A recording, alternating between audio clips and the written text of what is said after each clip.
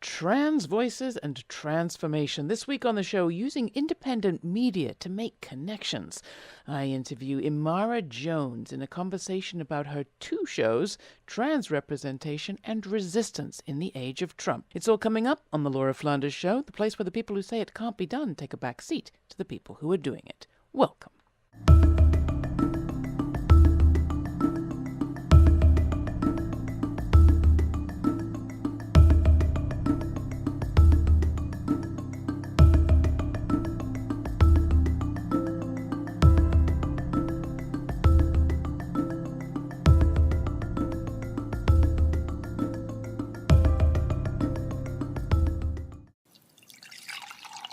But the pop culture moment of the week came when the chief knowledge officer of CrossFit, Russell Berger, wrote in a tweet, "Don't these people know Twitter is dangerous by now? That LGBTQIA pride is, quote, a sin, close quote, showing indeed that a little knowledge is a dangerous thing." Now, apparently Berger knew that it was Pride Month, and he knew that CrossFit in Indianapolis, in another head-scratching moment, had chosen to cancel a Pride event.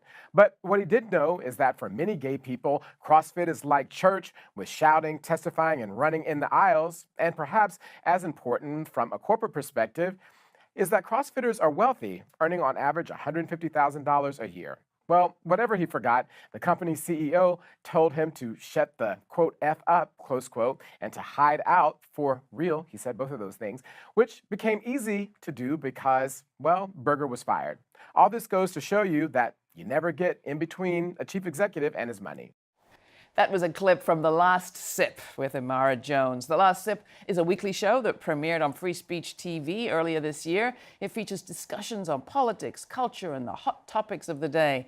And as its audience, it targets historically marginalized communities and brings those voices to the fore on subjects such as diversity in technology, trans rights, or one of the hottest shows of the summer, Pose. On top of that, Imara Jones has another show out now, a web docuseries that we'll also be hearing more about. Imara, thanks for joining us. Glad to have you. Thank you for having me. I was trying to remember when was the first time we met or were on a show together. I couldn't actually remember, but I feel like we've crossed paths for a long time. Indeed. Most recently, and at conferences as well. Yeah. So, yeah. And now we're both on Free Speech TV. There you go. Among other places. So tell us a little bit about The Last Sip. What are you sipping for a start?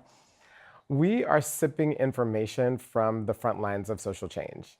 We believe that the communities that are, as you say, the most historically marginalized are actually where the solutions to our most pressing problems are coming from, because they're the people that are most invested in finding solutions, right? The people that are most impacted are the most invested in finding new solutions. But in many ways, those are the voices that, as you know, are not uplifted, are not brought forward in media, and particularly those that are at the intersection of race, class, also gender, as well as sexual orientation and identity, that all of those things sort of create new points of view for us to look at and think about in our society. And as we become more diverse, it is even more the case. Yeah, I always say the people with the front line seat on what is happening are the ones who can bring us the news. That's right. People who are at the cutting edge are getting cut, but they're also getting smart. That's exactly about right. What's happening. So give us some examples of some of the people you've had on, some of the shows you're excited about. One of the shows that I think stands out for me the most is when we had almost an entire show that was dedicated to sexual assault amongst African-American women and girls. And we spoke about it from a historical point of view. We spoke about it from a contemporary culture point of view. There was one person that we had on who believes, Trevor Lindsay, a professor, who wrote an entire article for Vox about how Black women's activism actually helped to set up the prosecution of Bill Cosby. So we had her on, and that was very interesting. And then also Aisha Shahida Simmons, who is a well-known restorative justice voice in terms of sexual assault. And it was the first time that I had ever seen a program on television, on news, devoted to that subject, and where everyone speaking about it were all African-American women. And the conversation was broad, bringing into that not only cis women, but also trans women, and a larger discussion about the role of men of all backgrounds in that. And so that was a program that stands out for me. There are other segments that stand out for me. One of them, as you mentioned, was one that we did on the way in which an African-American woman-led VR team here in New York is using VR technology as a way to combat the impact of racism by embedding women in an all African American environment to help counteract the impact of PTSD and other things that are caused by racism, which was a total innovative point of view. So those are some of the standouts for me. Yeah, and you're doing this new docuseries now, Yeah. Translash, great Yeah. title. What do we see in Translash? One of the things that interests me about Translash and about this particular moment is that we're at a moment of social backlash, which is undeniable in almost every single way. But at the same time, there's been a dramatic expansion of the number of people who are transitioning, even in the last 2 years. Wow, is that documented? Is that real? Oh. Not just not just that we're knowing more people, it's that it's happening more. It's happening. It's happening more. The number of patients at various LGBTQ clinics. So, for instance, at Callan Lord here in New York, the single largest, fastest category of patients they have are trans patients. And it's increased the overall number of patients they have by 25%. Which is not to say that it's suddenly gotten easier or more comfortable to be a trans person in America. No. And so one of the things that my own process of transitioning sparked in me was, what's this link between a backlash and leaning forward, right? And what does that say about the moment that we're in? And I have to say that Donald Trump's election was a spur in me to accelerate my process, I have to say. And I found in talking to other people that I'm not alone in that. And so one of the things that I think is happening is, one of the core rationales, I believe, from the right is that they want to take the country back to a time when essentially they were dominant, right? And felt the most comfortable, even though objectively the country wasn't better off, but they felt better, right?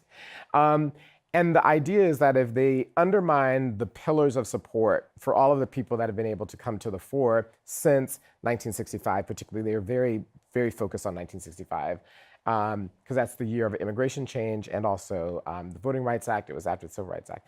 They're very focused on that. That somehow that the country will become whiter, more male, more patriarchal, and more Christian and more stable from their point of view. But one of the things I think that is indicative of where we might be going is this moment, this tension that I mentioned, where actually, honestly, as they continue to push back and try to turn the clock back, that actually more people who they want to go away are going to rise up even more. More is even like as an act of resistance. That's exactly right. And so what they're actually doing is not setting the country on a more stable path from their point of view. They're actually putting the country on a more unstable path. That what we're doing is setting up clashes. We're not actually going to end them. And that's interesting. And I want to talk to people about why they decided to transition now. We're going to be speaking to leaders of various organizations, cast members from Pose, and there's also another hot show that focuses on trans people called My House on Viceland, those cast members, and then also some aspects of my own medical transition this summer. So there's a lot to pack in those episodes, but it's that essential tension of the pushback and the pushback, where that leads us. And then I want to talk to you about media, because I was struck this summer to see, on the front page of the New York Times at some point, a fairly positive story about trans migration and the challenges that trans people have at the border. And I thought to myself, well, that story wouldn't have appeared. I mean, I can't imagine it ever appearing before now. I'm sure there's problems with the reporting, but there is more reporting, and it's not all terrible. With respect to the media, what do you think's changing? Are you seeing positive change, or just greater number of stories? What? Well, I think that there is this, as trans becomes more visible, there's more coverage. Right. Right, and it rises in people's consciousness, which is what happens in moments like this. I think that with more coverage, some of the coverage is going to be good and some of the coverage is going to be bad, but there actually is just more of it, right? And I think that the people who do write about trans issues do care about it, right? It doesn't seem like editors are assigning them to people that don't care. Oh, go just cover the story.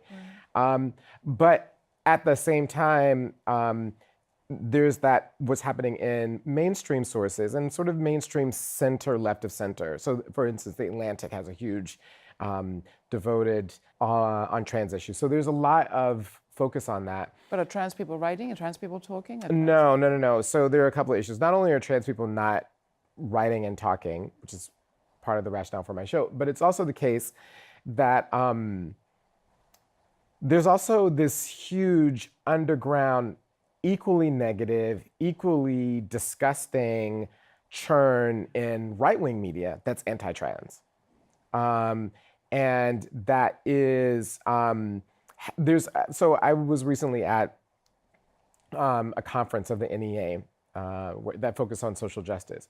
And one of the things that I heard over and over, not only, National Education Association, not only on trans issues, but in general, there's this emerging conversation on the right that ethnic studies, quote, transgenderism is what they call it, is a conspiracy that's being put forth by Jews in the media to undermine white Christian America. And I heard it agenda kind of thing. Right, but I heard it from several different places. I heard it in a Black Lives Matter conference. I heard it in a transgender conversation.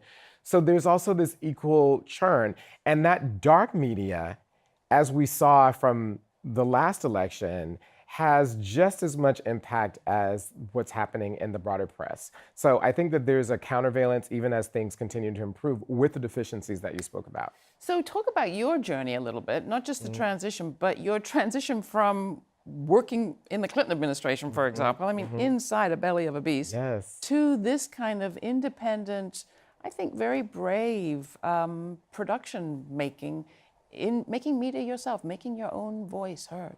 Yeah. Well, you have to have a touch of insanity. As you know,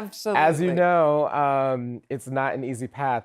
I think that because you were in the communications office. No, I worked on trade. Oh, you did? I worked on trade and communications. Oh, there you go.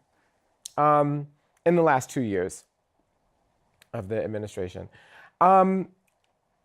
Yeah, I think that one of the things that I've always held in myself is that I believe that we have a responsibility to make things better. Yeah. And I think that we then have to ask ourselves objectively what makes things better. Yeah. And the more experience you get, the more you learn what makes things better. And I think that's essentially been on my journey. That's been what my journey is, that essentially, because one of the things is I was trained as an economist. You know, I went to the London School of Economics. That's where my degree is from. There are certain things that you're trained as an economist that are just orthodoxy. Economic growth is going to benefit the most number of people. It's lifted the most number of people out of poverty, et cetera. And we are trained in orthodoxy, quite frankly, without question. And I think that one of the things that living does and life does, and experience and seeing the world, is that you get to test those early ideas against the actual realities. And I think that there are some severe deficiencies in the way that our society works, and that if you actually want society to work better for people, we have to have radical change. So I'm going to ask you to do something maybe makes you uncomfortable, but talk a little bit about somebody like me. I mean, here, I've been in this business a long time. I think I know there are things that I still don't get about trans rights, about a trans vision of the world, around trans expertise. Even as we cover alternatives, and you know, the tag of our show is the place where the people who say it can't be done take a back seat to the people who are doing it. What does somebody even like me need to perhaps see that I'm not seeing about the importance of looking at the trans struggle and trans rights? I think trans is essential in a lot of different ways. I was actually speaking to someone who's been in women's movement and feminist movement recently about this long conversation. And there cannot be an end to patriarchy without an embracing of trans rights. It's fundamentally impossible. And to the degree that we believe that patriarchy is a fundamental pillar on which injustice is built in our society, that means that that pillar can't be undone.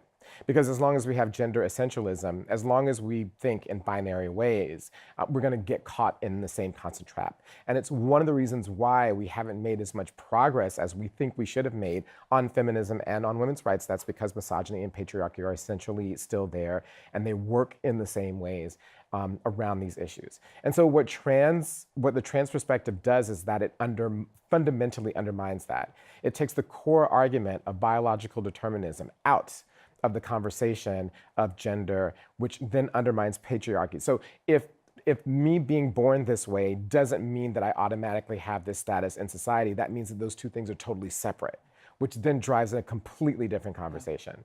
And so what trans is about the ability to see and to reimagine our society in broad ways that can lead towards justice and humanity and put human beings at the center of our systems rather than orthodoxy. Yeah, I mean, I wonder where we took a weird turn. In the sense that when I was coming up, which you would say I sort of probably got my feminism in the 70s and early 80s, I was a queer left socialist feminist. And I thought that was sort of our vision, was to destabilize the binaries and to undermine capitalist transactional relationships and instead have transformational, et cetera, et cetera. Yeah. And then somehow it all became about defending this law, defending this gain, and let's not talk about anything else while we're under attack. Right. I mean, I think that one of the things that is essential for us to understand is that even if we don't like the system, we've been raised in the system, right? A huge part of the system is didactic thinking. So even one thing against it's either or. So for instance, if you are a socialist feminist and you're in a meeting with men and women who are also socialist, and then there's a conversation about, well, we need to fight for worker cooperatives. Right. And then someone raises their hand and says, well, what about the role of women in cooperatives? Because unless we have women leaders. And then they go, well, we can't do that because we can only do one thing at a time. Everyone's been raised in this binary system, right, of thinking and of forcing you to make choice. And also the other thing that people don't think about is the way in which subconsciously everyone has absorbed all of the isms. Yeah. So one of the things, for instance, that patriarchy does really well is that it gets women to question ourselves, right, fundamentally, right? Just automatically, even when you think you know the right answer, you think about it twice, and men don't do that, right? Like I've noticed. Right? There's never that consideration. So if what happens, if someone in this proverbial meeting raises a doubt, then you begin to doubt yourself. And it's a way in which you then are feeding into patriarchy in a way that you don't even think. Yeah. So it's fascinating and super exciting, and I wish we had more time, because it also seems like at a moment where technology is also driving us towards a binary kind of, are you a 1 or a 0? Is it a thumbs up or a thumbs down? Are you a friend or a not friend? What is your relationship? The trans movement is saying, no. Mutability is all. And in fact, trans is something we all need to embrace in terms of a sense of possibility. Absolutely. And mutability in a very rigid age. Exactly. One thing on that, though, one of the key areas of competition between the United States and China with respect to computing and technology is actually quantum computing, which takes you out of zeros and ones. So we may actually be moving to a world within our lifetimes where the binary, even within that, loses its power, which leads to entirely different possibilities, frightening possibilities for computing. But it means that we are living in a world in so many ways in which we're trying to impose a binary on a planet and a place that's resisting it. Yeah. Quantum engineering, I want to know more about it. Yeah, I hope I find out more on your show. All right, so final questions to people, or final comments to people who want to join you and find you in the media, but also participate in this conversation more. What can they do? Where can they go? The good thing about technology is social media. So almost everything is Imara Jones. So if you type in my name on any social media platform, it's a very easy way to follow me. And then for The Last Sip, if you just go to Google and type in The Last Sip, it comes right up. All right, congratulations. Imara. Thank you so much for having me. I really appreciate it. Soon. See you soon. Laura Jones, everybody. You're watching The Laura Flanders Show.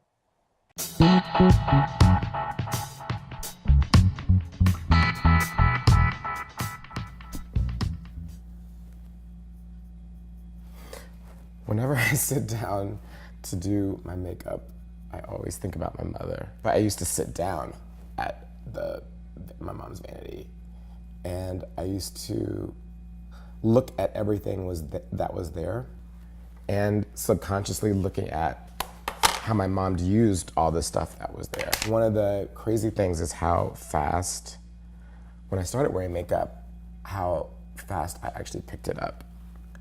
And I think it's because even though I wasn't actually putting on anything, I was actually subconsciously taking everything in that was there. I think that in so many ways it's like a metaphor for being trans, is that all the time you're growing up in this different experience, in this totally different body than how you feel inside and how we know through like science and stuff. But at the same time, you're totally absorbing everything subconsciously, which is interesting how gender works. It's not only about the body that you're grown into. It's like, it's also about all of the things that are subconsciously and unspokenly happening. My mom would have never worn this. She would have never worn this color. It would not have been her color. I think that's good. I gotta clean up the edge with a Q-tip. But I think we're ready to go. Ready to face this not first, but like this very different pride for me. I'm Imara Jones. I am the creator of The Last Sip, and I am transitioning. Actually, I always know who I was. The problem never has been in knowing. The problem always has been in accepting it. And I think a lot of people have that as an issue. It doesn't even have to be trans. It's actually one of the reasons why I think that there is a huge backlash against trans people, because I think that there are a lot of people in this world who don't accept a lot of things about themselves and work to fight it, and to see other people who don't resist who they really are, what they really want out of life, or who they really want to love, or where they want to live, enrages them.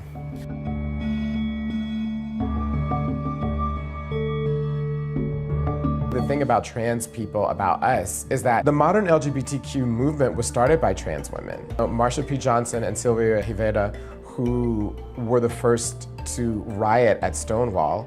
Every way that you can think of, all of the process and progress that we've had on LGBTQ rights, whether or not it be social, political, now medical, trans people have been essential to that and essential to that story.